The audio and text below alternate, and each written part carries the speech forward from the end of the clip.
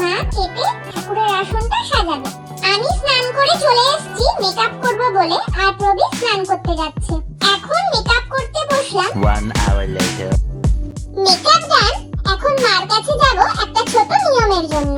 আমাদের এই ছোট নিয়মটা আছে, মা পাখা দিয়ে জল ছেটাবে। এই শাড়িটা পরবো, শাড়ি পরে রেডি হয়ে গেলাম। আমাকে কেমন লাগছে একটু জানাবে?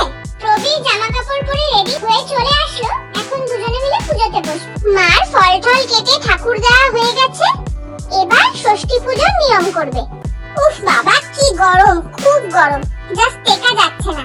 মনে হচ্ছে কতক্ষণে শাড়ি ছেড়ে হালকা জামা পরবো।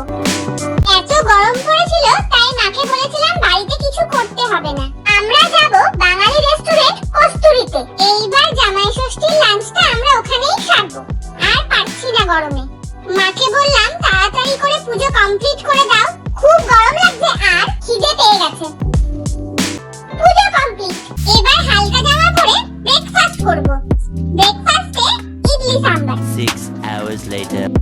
লাঞ্চ টাইম হয়ে গেছে, তাই আমরা চলে যাচ্ছি কস্তুরীতে। জামাই ষষ্ঠীর কারণে অনেক ভিড়। আমরা 2 ঘন্টা ওয়েট করার পরে খাবার পেয়েছি। এত গরমে মাটন না কাতলা থালি অর্ডার করেছি। এত ভিড়